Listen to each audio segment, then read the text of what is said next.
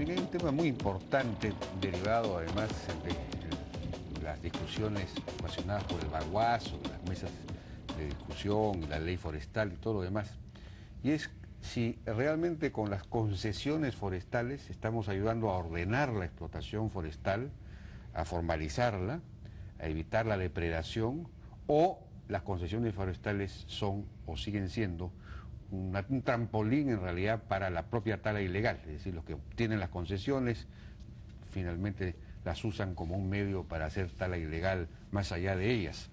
Entonces hemos invitado a Richard Bustamante, presidente de OSINFOR, que es el organismo de supervisión de los recursos forestales y de fauna silvestre, para hablar de este tema. Señor Bustamante, buenas noches. Jaime, buenas noches. Bueno, esa es exactamente la pregunta. ¿El Estado tiene la capacidad de controlar que las concesiones se usen bien, las concesiones forestales, de modo que sirvan para ordenar, digamos, la explotación forestal y se haga una garantía incluso para las propias comunidades nativas, etcétera? Así es. Desde la creación de OSINFOR y desde el inicio de la gestión en junio del año pasado, OSINFOR, como organismo supervisor dependiente de la presidencia del Consejo de Ministros, ha logrado enfatizar la realización de las supervisiones y fiscalizaciones en las concesiones forestales para asegurar que este modelo puede trabajar. Y esto es crítico porque es parte de uno de los acuerdos con los Estados Unidos en el acuerdo de promoción comercial. Si nuestro proceso de concesiones forestales no funciona, posiblemente el TLC pudiera caerse. Entonces, somos de los más preocupados como Estado de que esto ocurra. Y además para preservar el propio...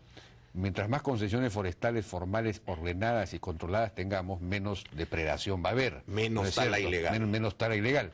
Pero esa es la pregunta, porque se ha dicho que el Estado peruano no ha otorgado concesiones, pero no ha tenido capacidad de control, de modo que estas han sido utilizadas en realidad para la tala ilegal como trampolín, como medio, como vehículo, y bueno, ahora se supone que se ha fortalecido la OSINFOR.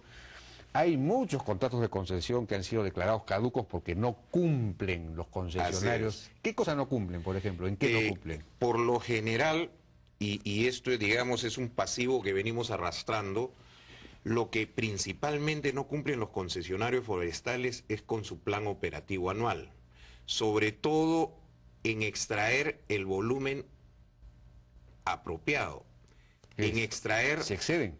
Exceden el volumen, entonces lógicamente blanquean o quieren blanquear la madera. Entonces lo que tenemos que asegurar, tanto la autoridad forestal, que es la que aprueba el POA, y OSINFOR, que es quien supervisa el cumplimiento del POA, es de que las condiciones pactadas por el concesionario se cumplan. Si se compromete a realizar la extracción en una parcela, se haga de esa parcela y de no de otra. ¿Y tienen capacidad para verificar eso ahora? Así es, ¿sí? Así es. ¿Cómo han hecho para tener esa capacidad que antes no la tenían? Fíjate, Jaime, bueno, con recursos principalmente.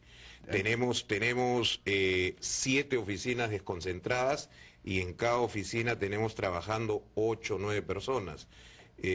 O sea, tenemos... ¿No hay riesgo de corrupción en esto? Hemos identificado de que podría más que corrupción, diría familiarización. Entonces nuestros supervisores están 3 meses en una localidad y luego rotan. Tenemos una tasa de rotación por localidad 4 o 5 meses. Entonces esto impide que haya esa familiarización, pero además asegura de que verdaderamente los supervisores... ¿Todavía le falta más a OSINFOR para tener una verdadera capacidad? Sí. Con suerte, hace 10 días se ha aprobado nuestro reglamento de la ley de creación. Esto nos va a permitir también tercerizar esta función de supervisión. Entonces, sacaremos en su debido momento una licitación posiblemente internacional. Estamos elaborando los términos de referencia en este momento para sugerir a empresas nacionales o extranjeras que puedan acompañarnos en ese proceso de supervisión. Hay que tener presente que son más o menos 7.115.000 hectáreas que tenemos que supervisar.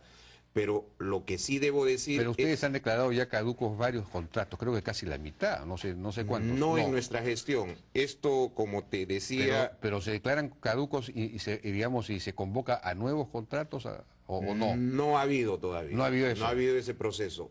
Creo yo que el paso siguiente para que nosotros